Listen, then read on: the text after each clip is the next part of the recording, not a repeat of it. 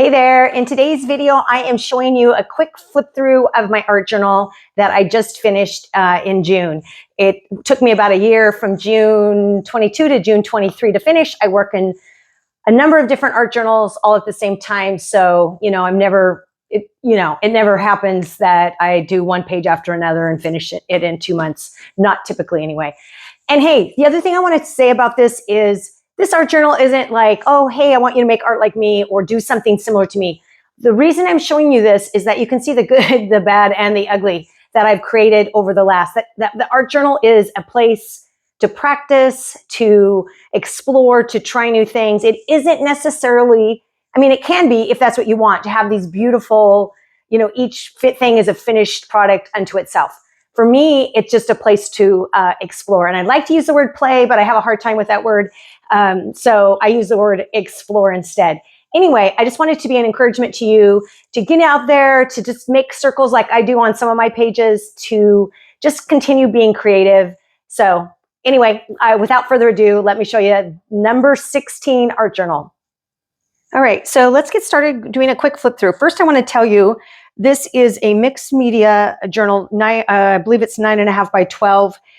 And I am not sure of the brand. I will say that for years, I only used the Canson mixed media art journals, but I decided to branch out and try some different ones. I like this size for most of my art journaling, except for when I'm working in a book, which let me grab real quick. Then I work in different sizes if I have stuff like this. So, and then I have the full page spread to work on. And I am looking at those kind of art journals because I see how cool those can be.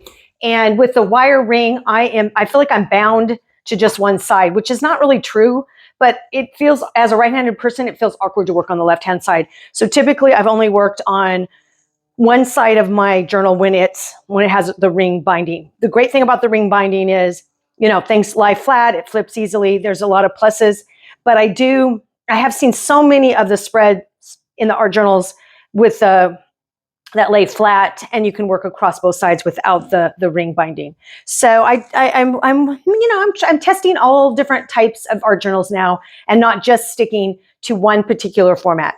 So typically what I would do, particularly with the Canson, they have a blue cover. It's kind of it's not soft, but it's certainly not hard like this, and it's not black. This, I've decided I'm not going to paint. The other ones I've just painted and written whatever number journal this is. This journal for this size is number 16 that I've done over the course of, maybe 8 or 10 years. So, and this one took me a year to complete, and I do work in multiple journals at the same time. So typically this wouldn't happen. I actually had the dates written up above, and then I thought, how am I going to get my number in? And I don't know, I'd used some tape over here. Anyway, so this is just a wonky way I just collaged some papers down and then wrote the dates at the bottom. So anyway, let's just move on. So this year, I really felt like I was working a lot in trying to figure out my abstracts. I really like this swooshy shape like this, but then trying to find a way for the composition to kind of work. And I don't know, I had mixed results in my opinion, obviously not fully working. And of course, I love these grungier colors. So then trying to find the contrast, the white might be too much. Maybe it should have been yellow. I'm not going to spend all day on these compositions, but it's such a great place to practice. And typically I just throw a bunch of paint down and then react and respond to that, even if it's not that same day. So again, these are just, abstracts that I'm kind of working through, trying to figure out, the small patterns that I like, finding some value between the light and dark, and just trying to see how that plays out. This was a quick 3-minute sketch, but as you can see, I'm sketching on top of whatever I have already put down. So whenever my paintbrush, and I'm done with my painting session, I take my paintbrush and I find a blank page and I just empty my paintbrush on it. So then the next time I'll empty it again, and then I get left with what was behind this 3-minute sketch, and then I can sketch over the top, or I can respond to it and add all kinds of stuff. Now, of course, I could have painted in a background. I could have done all kinds of different things, but since this was a 3-minute sketch, I just kind of left it as is. So again, another thing I really like is mark making, which you can see these circles and these little plus signs that I have. I'm also very drawn to circles because I feel like, hey, anybody can make a circle. And so, again, lots of, just kind of a mess, but then threw in this, this looks like oil pastel, just trying to, beef it up a little bit, but I do like that shape, which I'm doing a lot. Back to circles. I like these colors, even though they're typically a little brighter than I would use. But what I will say is when you use these kind of bright colors, if you do a wash over the top with like a raw umber or something, it just tones the whole thing down and it can look really good. In fact, I probably should have done that on this page. But anyway, I do like this. I'm just, like I said, I'm really drawn to circles and I feel like the composition kind of works. We have some lots of texture and then some lights and darks. So, and again, the swoops, and then lots and lots and lots of mark making. I think I probably have a lot of layers on this one. Here it is again. This is a little bit duller version of that. This is a ladder. I have a lot of artwork that I put a ladder in. Usually it's very discreet. It's not very noticeable, but it is there and it kind of is just symbolizes a lot to me. A lot of, for some people might be like, oh, I'm climbing. But for me, the climbing is a positive thing. It's not like I'm climbing the ladder to success or something. It's more like just keep taking the next step, just keep going, one rung at a time. And so for me, this is a very positive, the ladder is very positive and it's very inspiring to me. This actually looks, this was obviously just I did in gray tones, but I think it's a image off Pinterest and it probably, you might even recognize it as something that you've seen there. This is just a figure, obviously with a background, another swoop, lots of marks in the background. This one, I have to say, I'm not a really big fan of, and I was looking at this prior to this video, and I thought, what can I do to change it? And I thought, no, sometimes they're just like this. It just doesn't work, and that's okay. I'm not really sure other than painting over the whole thing and starting over. But, this is what the art journal is for me. It's not a beautiful thing, most pages. It's about practicing and exploring and these swoops and circles and things that I'm making and the mark making. It just brings me a lot of joy. I love this one for some reason. I don't know if it's the black contrasting with a dull background. If the swoops feel a little bit, I don't know if with the brush I use, it just feels more, like I wanted to use the word tender, but it's not really tender, but it's just more soft. And I really like that one. So often when I can't do anything, I do like kind of these squares or circles and with texture in the background. So in prior journals, I would just fill the journal practically doing stuff like this. And then of course you can go over the top of it, can do whatever. This is a page that actually, I don't know if you can kind of see it. I put I collaged fabric down like a lightweight cotton kind of fabric. And then I put, I believe modeling paste or possibly plaster over the top and then etched into it and then did a color wash over the top. I love the look of this kind of thing. And I'm not really sure why I don't do more of it because I could probably do it all day long. I like it that much. This is a charcoal sketch and you can see I probably haven't sprayed it down or fixed it or used a medium over the top. Again, just more practicing with the swooshes and the marks and the colors. And these are just a lot of the same. This was another 3-minute sketch over the top of a funky background. I don't know if you can see these in here, but sometimes when I have these sheets of labels, sometimes they come in the mail, I'll just put them all down and they create a really random texture. You can see these little shapes and it's kind of fun just to paint over them because they add texture to it. This is kind of a funky, I don't know what I was obviously working off of a reference photo on top of collage paper. This is not, I'm not typically going to do your Victorian kind of look, which just is, although I do like her collar and all that. But yeah, it's good just to get out of your comfort zone. These are some notes that I write to myself periodically, but not notes. These are like quotes like this Wendell Berry. I won't read you the long one, but the short one says, "It may be that when we no longer know what to do, we have come to our real work. And when we no longer know which way to go, we have begun our real journey." And that's Wendell Berry.